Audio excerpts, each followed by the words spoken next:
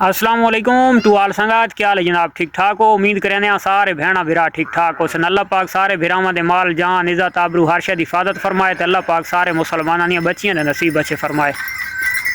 अच्छा मारका हुण वल के आंदा पिया शहर गया हम सवेरे ले गुआरा कपेंद रहा गुआरे तो जान छुड़ाइए तो वत में लगा गया हम शहर, क्योंकि जेड़ी भेड़ दा है साड़ी दा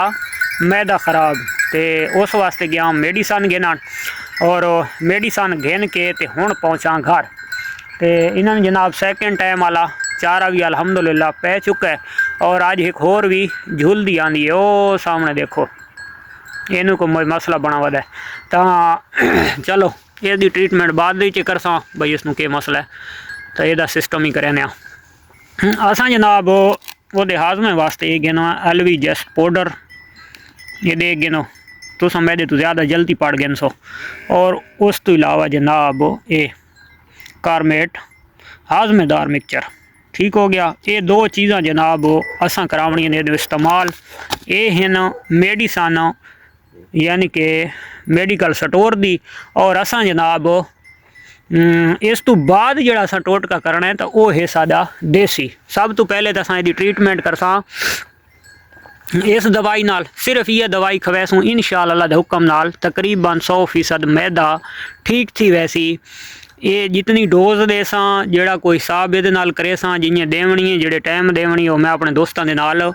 प्रैक्टिकल करके दसाया सां ताकि जेड़ा ना सारे दोस्तों को समझ आ वजे। वैसे मैं दसन तो मैदा कख का फायदा नहीं थींदा, क्योंकि जितने बंदे भी मैनू फोन करके या मैसेज करके व्हाट्सअप के उत्ते पुछदे हैं ना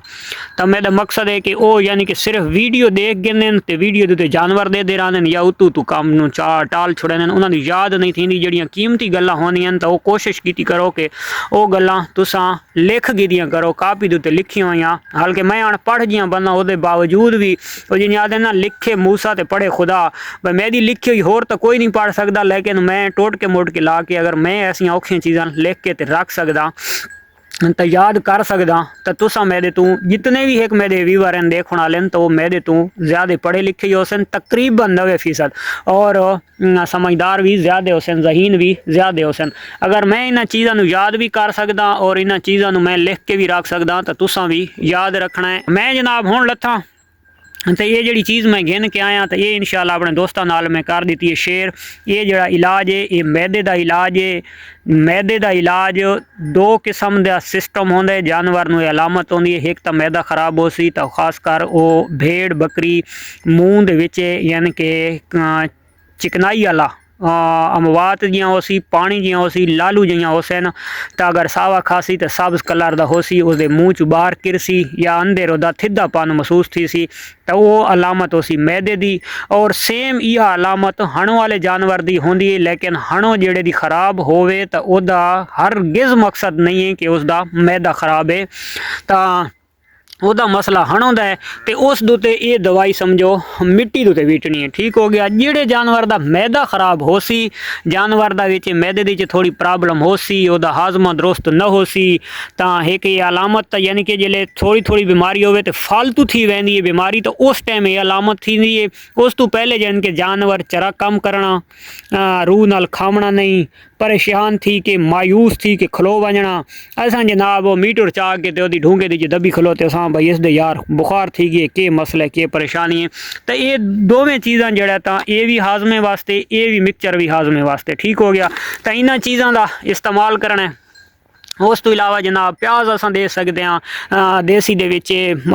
मैदे वास्ते असां यानी कि हुण ये मैदा तो वैसे ख़राब है ज़्यादा ख़राब है तो असां इस दे विच ते इसनूं देवणी यानी कि देसी दी ठंडी चीज़ देवणी है तो ये जड़ी चीज़ है तो ये भी गर्म कोनी। और उस तो इलावा यानी कि वैसे मैदे का कोई थोड़ा बहुत चक्कर होवे तो उस वास्ते मोटी इलाची हल्दरी थी गई गुड़ थी गया ऐसिया चीज़ों की पेड़ी बना के भी तुसा दे छोड़ो से तो तुहाडा काफ़ी हद तक फायदा थी सी नुकसान। अच्छा ये जी देसी टोटके जितने होंगे ना ये एक एंटीबायोटिक की मनंद होंगे कि भाई ये दे इस्तेमाल दे नाल अगर तुहाडा फायदा नहीं थिया तो तुहाडा नुकसान किसी किस्म का नहीं थींदा। ये जड़ी बूटियां जड़ियाँ कुदरती तौर पर होंदियां ये तुहाडा कोशिश पहले नंबर पर तो फायदा करेंदियां, अगर फायदा नहीं होंदा तो ये नुकसान तुहाडा कदम वास्ते भी नहीं करेंदियां। ठीक हो गई।